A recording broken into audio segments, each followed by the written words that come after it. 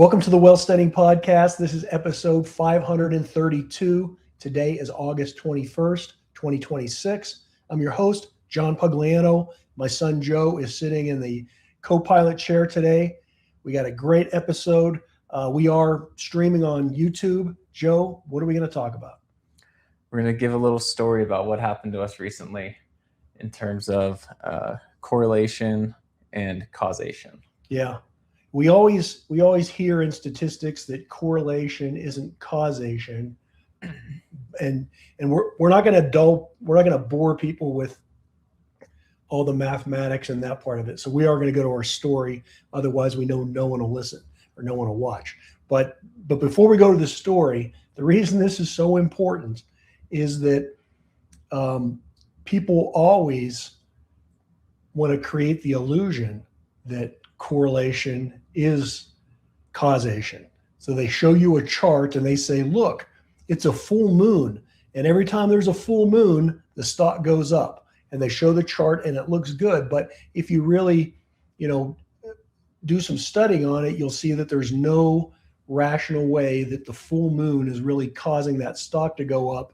In that case, they're just cherry picking data and they're making it work. I would argue that most people do go out and cherry pick the data and then build the argument around the data. That's why people can back test things and they'll tell you how they're 99.99% back tested, but then they don't work going forward. That's why I always say I can't predict the future. I used to say I don't have a crystal ball. Don't say that anymore. We do have a crystal ball. It doesn't work. I use charts. I come up with all types of analysis and things, but I always do it knowing that I'm just looking at a snapshot in time, or that I'm using this prior data to make an educated guess. But it's never more than that. It's always about assessing probabilities. And I don't care if it's a talking head from Goldman Sachs or JP Morgan, or if it's somebody from the Treasury Department or someone from the Federal Reserve. The Federal Reserve does dot plots. I got to digress for a second. These dot plots, they drive me crazy. The media will get on there and debate and argue about how the dot plot chart looks. No one ever goes back 6 months, 8 months, 12 months earlier and shows the dot plot and how it had absolutely no basis on reality as to either where interest rates went or what the Federal Reserve did. It's all nonsense, okay? No one can predict the future. It's all opinions. And when you come here, you get my opinion, you get Joe's opinion. That's all it is. I will say my opinion has made me very wealthy. Take that for what it's worth. Okay, I am done digressing, Joe. Tell me your story.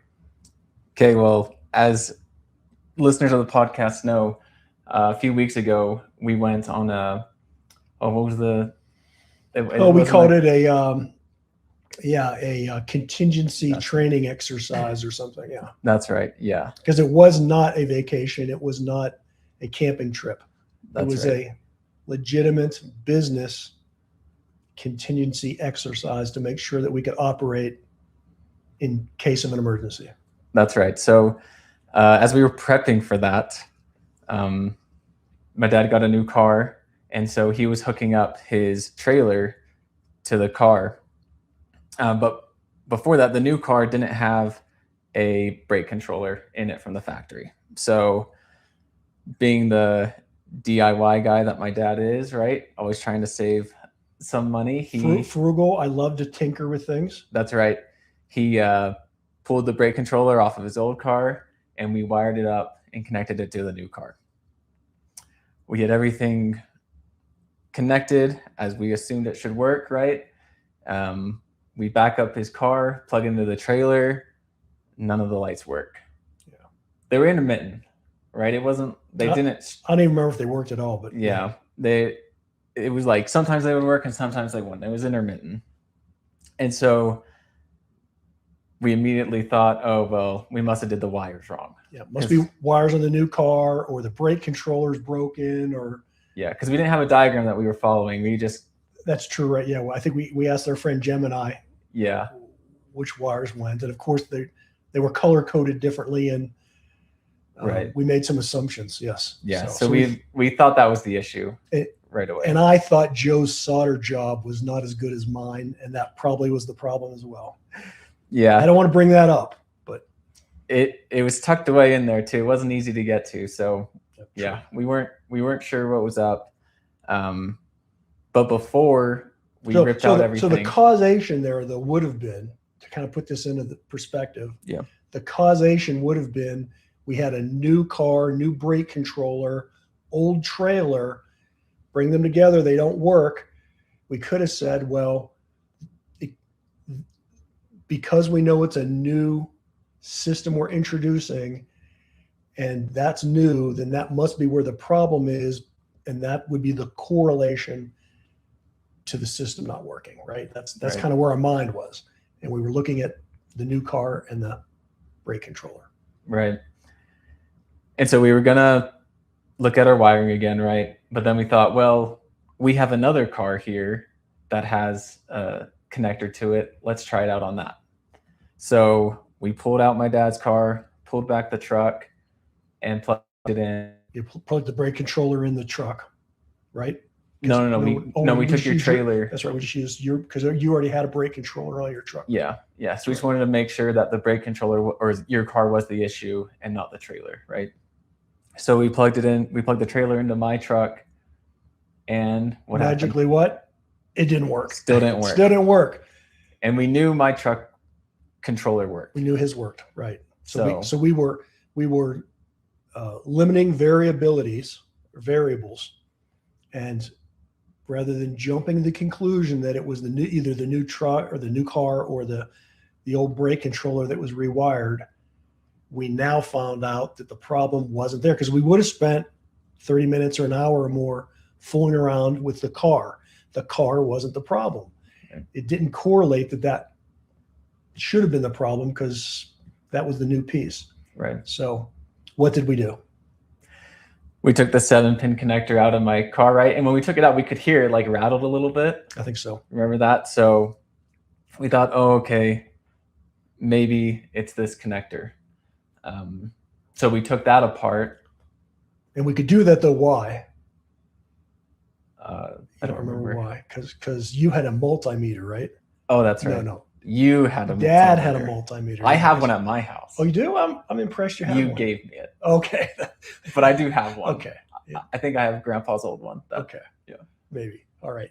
Yeah. So rather than guessing, right, we took a multimeter, we took measurements, and we figured out exactly which pin wasn't working. It turned out to be the ground. The ground pin wasn't right. We took it apart. By the way, I did buy a new one of those plugs on Amazon, and you haven't installed it for me yet. That's right. You keep reminding me of that. Yeah, but just saying. It's Friday afternoon, not too late to That's true. do it. I got a Pinewood Derby to get to tonight. Okay. In any case. So we rewired your connector, right? And it worked great. Plugged it into the truck and it worked. So then we pulled that out, pulled back in your car and plugged it in, and it all worked. And it worked. So bottom line is, we would have thought, because of causation and correlation, we would have said, hey, it correlates that this is a new vehicle, new controller, whatever. That's where the problem is going to be. It wasn't. I would argue that most of the times when you see a chart or someone extrapolating some kind of data, just because it correlates does not mean that it's going to actually cause that effect. So don't be fooled. Don't be misguided. And take that for what it's worth, I guess. Joe, you got anything else? Nope, that's all for today. Hey, yeah, quick episode. I'll just say this. The market's been crazy volatile day to day. Again, the indices haven't changed a whole lot. Individual stock positions are going, again, double digits in any single day. You can look at things like Bitcoin or the 30-year treasury. I mean, they're all over the map. You know what? I am just staying fully invested. And we'll see what happens until next time. Until then, John and Joe Pugliano wishing you the very best returns.